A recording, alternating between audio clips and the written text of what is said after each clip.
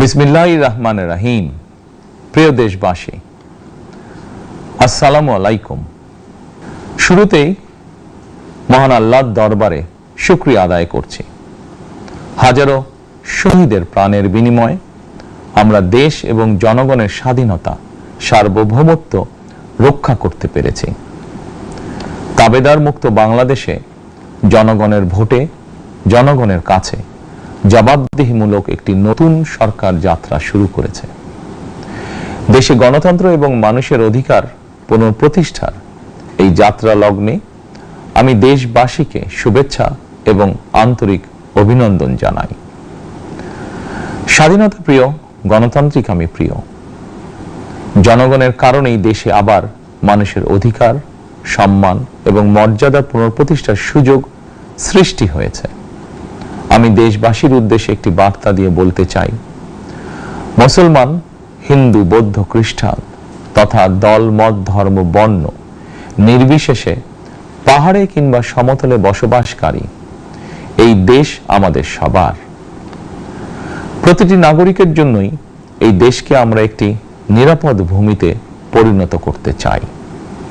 একটি স্বনির্ভর, নিরাপদ, মানবিক, গণতান্ত্রিক বাংলাদেশ প্রতিষ্ঠায় বিএনপি সরকারের লক্ষ্য।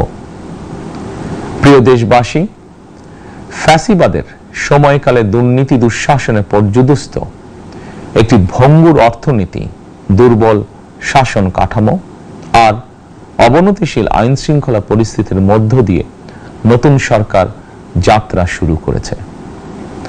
আইন শৃঙ্খলা পরিস্থিতির উন্নয়ন এবং কঠোরভাবে দুর্নীতি নিয়ন্ত্রণের মাধ্যমে জনগণের মনে শান্তি, নিরাপত্তা ফিরিয়ে আনাই হচ্ছে আমাদের সরকারের প্রধান অগ্রাধিকার।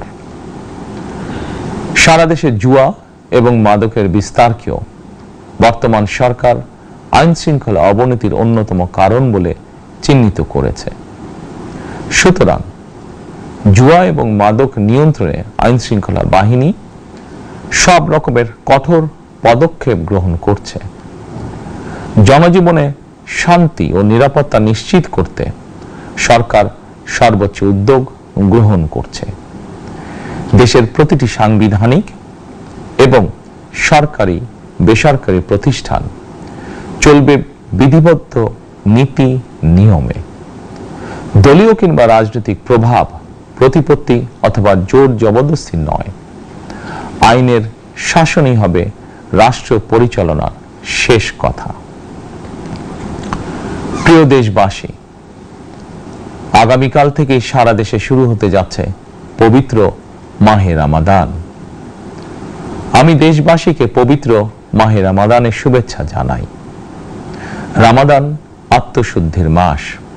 আমরা যদি আত্মশুদ্ধি শব্দটির মর্মার্থ উপলব্ধি করি, তাহলে এই মাসে মানুষের ভোগান্তি বাড়ার কথা নয়।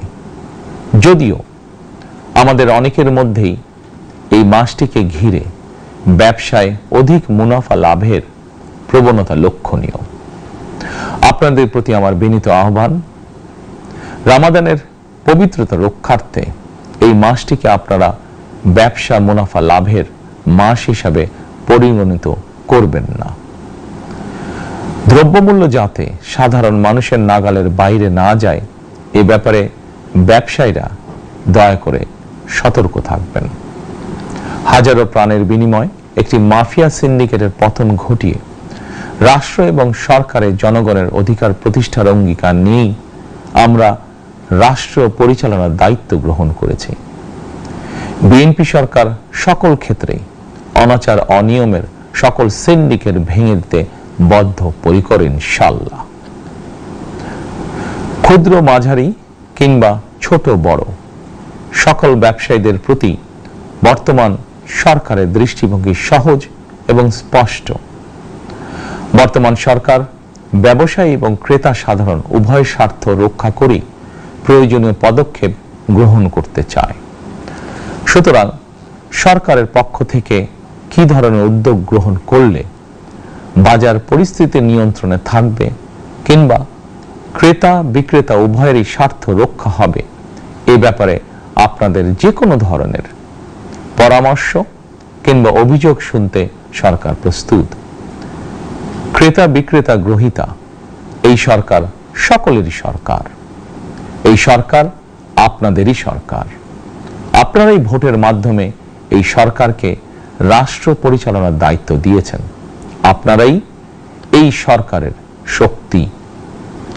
প্রিয় দেশবাসী, পবিত্র রমাদান মাসে রোজাদারগণ বিশেষ করে ইফতার, তারাবি, সেহরি এই সময়গুলোতে নিরবিচ্ছিন্নভাবে গ্যাস, পানি ও বিদ্যুৎ সরবরাহ পেতে চান। এই বিষয়টি নিশ্চিত করতে এরই মধ্যে আমি সংশ্লিষ্ট কর্তৃপক্ষকে নির্দেশনা দিয়েছি। অপচয় রোধ করে কৃচ্ছ্রতা সাধন প্রতিটি মুসলমানের ঈমানি দায়িত্ব।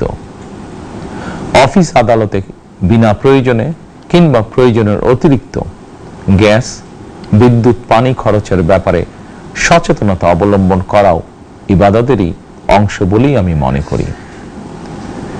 দেশের সকল সরকারি বেসরকারি কর্মকর্তা কর্মচারী এবং জনসাধারণের প্রতি কৃচ্ছ্রতা সাধনের আহ্বান জানানোর আগে আমি সরকারের মন্ত্রী এবং বিএনপি সংসদ সদস্যদেরকে দিয়েই একটি দৃষ্টান্ত স্থাপন করতে চেয়েছি। বিএনপির সংসদীয় দলের প্রথম সভাতেই আমরা সিদ্ধান্ত নিয়েছি বিএনপি থেকে নির্বাচিত কোনো সংসদ সদস্য সরকারি সুবিধা নিয়ে ট্যাক্স ফ্রি গাড়ি আমদানি করবেন না এবং প্লট সুবিধাও নেবেন না। আমি আপনাদের সামনে বলেছিলাম রাষ্ট্র পরিচালনার সুযোগ পেলে বিএনপি সরকার মহানবীর ন্যায়পরায়ণতার আদর্শ অনুসরণ করবে। আমি মনে করি বিএনপির সংসদীয় দলের এই সিদ্ধান্ত ন্যায়পরায়ণতার আদর্শেরই একটি অন্যতম প্রতিফলন। প্রিয় দেশবাসী, বিভাগীয় শহরগুলিতে বিশেষ করে রাজধানী ঢাকায় যানজট অত্যন্ত নিয়ন্ত্রণহীন। হাটে মাঠে ঘাটে, অফিস আদালতে জনগণের ভোগান্তির শেষ নেই। জনজীবনের নানা ক্ষেত্রে জনদুর্ভোগ লাঘব করা না গেলে জনমনে স্বস্তিও ফিরবে না।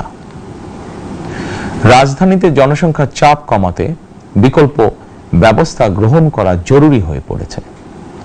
মানুষ তার নিজ জেলায় কিংবা নিজের বাসা বাড়িতে থেকেও যাতে সহজভাবে সঠিক সময়ে অফিস, আদালত, ব্যবসা বাণিজ্য করতে পারেন সেই লক্ষ্যকে সামনে রেখেই সারা দেশে রেল যোগাযোগ ব্যবস্থা ঢেলে সাজানোর উদ্যোগ নেওয়া হচ্ছে।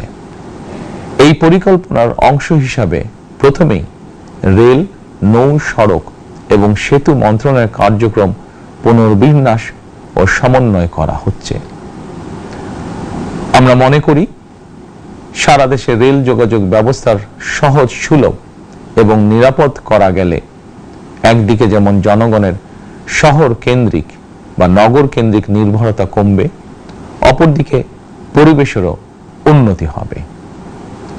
প্রিয় দেশবাসী, আমাদের চারপাশে সমস্যার শেষ নেই, তবে সমস্যার পাশাপাশি সম্ভাবনাও কিন্তু কম নয়। আমাদের বৃহৎ জনগোষ্ঠীকে যদি আমরা দক্ষ জনশক্তিতে রূপান্তরিত করতে পারি তাহলে এই জনসংখ্যাই হবে আমাদের জনসম্পদ। আমরা নিজেদেরকে দক্ষ করে গড়ে তুলতে পারলে শুধু বাংলাদেশই নয়, বিশ্ব বাজারও আমাদের জন্য উন্মুক্ত। তথ্য প্রযুক্তির সিঁড়ি বেয়ে বিশ্ব এখন কৃত্রিম বুদ্ধিমত্তার যুগে প্রবেশ করেছে। প্রযুক্তির এই প্রতিযোগিতামূলক বিশ্বে সম্মান এবং স্বচ্ছতার সঙ্গে টিকে থাকতে হলে আমাদেরকে কোনো না কোনো একটি বিষয় বা কাজে পারদর্শী হতে হবে। দেশের কোটি কোটি শিক্ষার্থী এবং তরুণ যুবশক্তির উদ্দেশ্যে বলতে চাই, মেধায়, জ্ঞানে, বিজ্ঞানে নিজেদেরকে যোগ্য করে গড়ে তোলার জন্য যত রকমের সহযোগিতা দেওয়া যায় সব রকমের সহযোগিতা দিতে বর্তমান সরকার প্রস্তুত। কর্মসংস্থান এবং কর্ম পরিবেশ নিশ্চিত করার সুনির্দিষ্ট অঙ্গীকার নিয়ে বর্তমান সরকার যাত্রা শুরু করেছে। প্রিয় দেশবাসী, দীর্ঘ 18 বছর পর দেশে ফিরে গত বছর 25শে ডিসেম্বর আমি বলেছিলাম দেশ এবং জনগণের জন্য আই হ্যাভ এ প্ল্যান। 12ই ফেব্রুয়ারি জাতীয় নির্বাচনের আগে দেশের বিভিন্ন স্থানে ঘুরে আমার প্ল্যান, পরিকল্পনার অনেক কিছু আমি আপনাদের সামনে তুলে ধরেছিলাম।